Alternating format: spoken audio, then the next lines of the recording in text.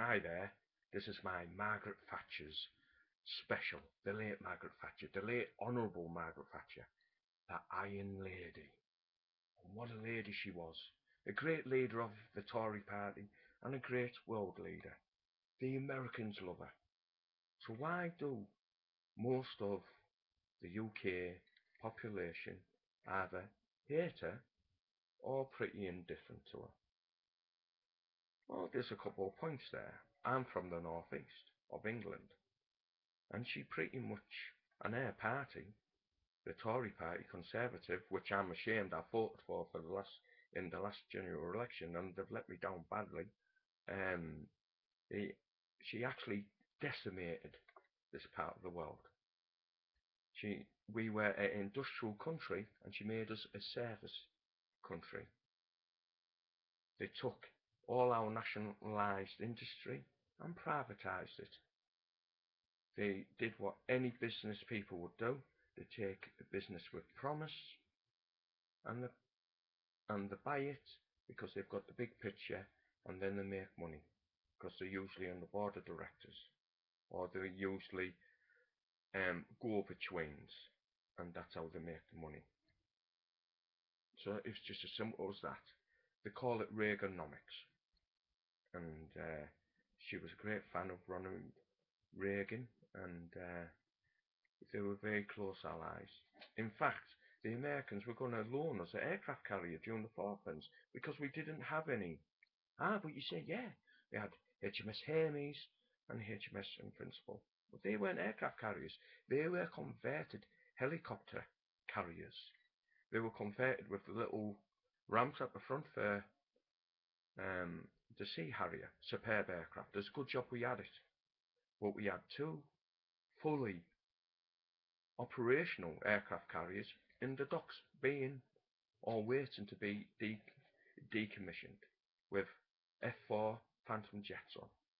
They had 8 F4 Phantom jets on each of those aircraft carriers. If we would have went to war with them, and also HMS Hermes and HMS Invincible, we would have air superiority, which is important in any war. Then the Argentinian Navy and Air Force wouldn't have got so near to our task force and sank so many ships.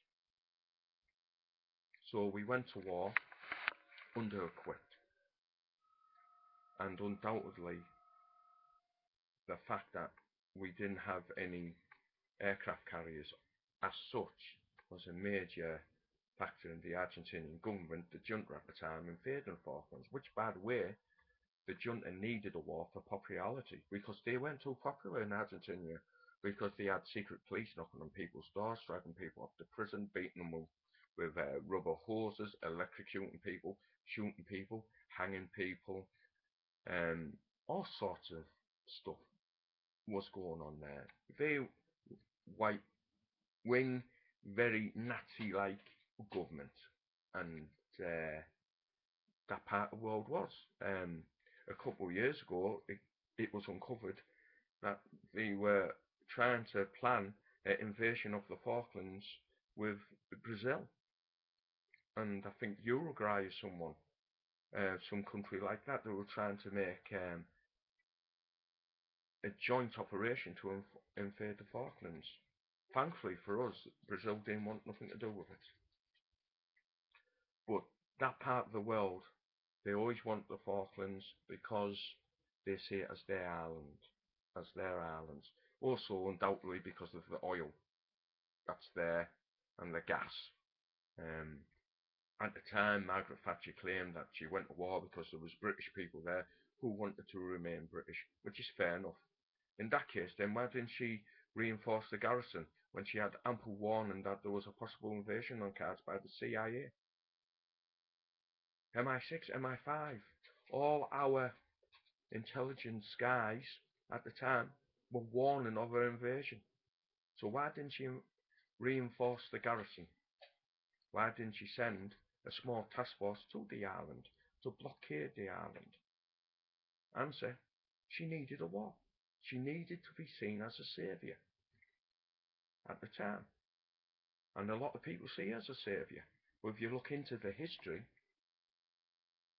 you find that her party took notice of a defence review saying it might be wise under the economic strains of the future to cut back our NATO commitment to sea power.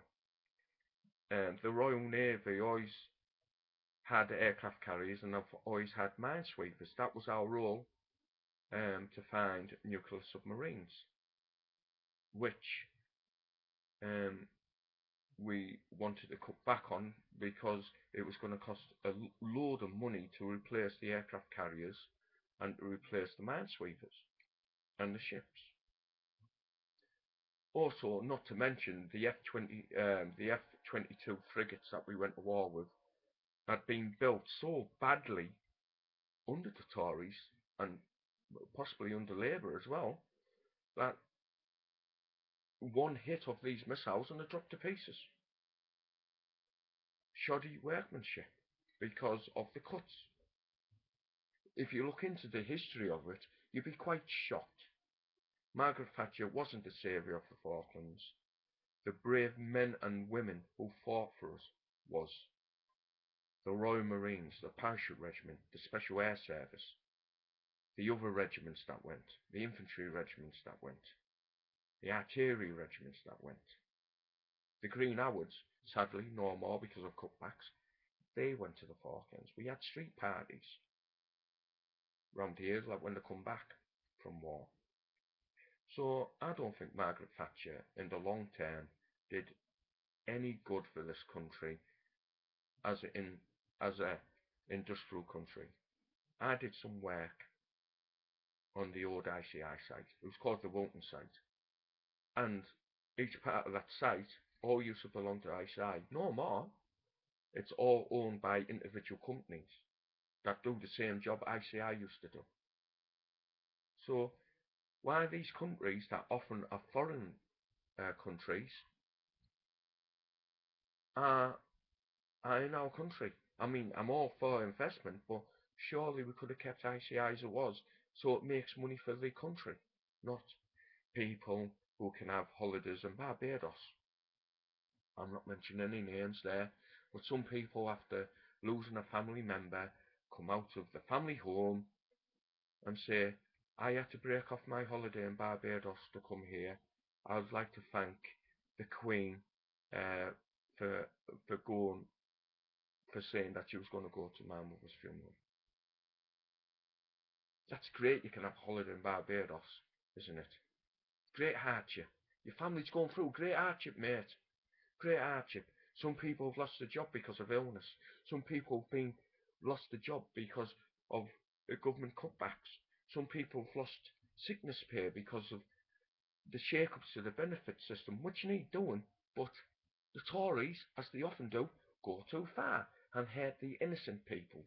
Tie everyone with the same brush. That's the Tories for you.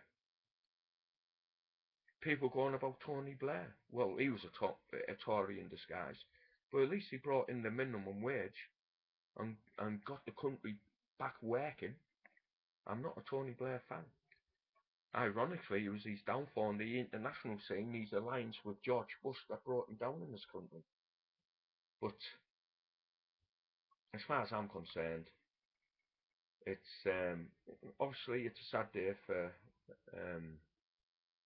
Margaret Thatcher's family, and I don't take any solace in people dying.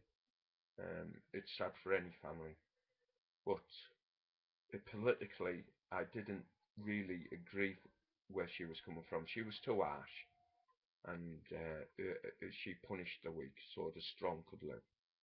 And you've got to look after your weakest links, or the chain will break.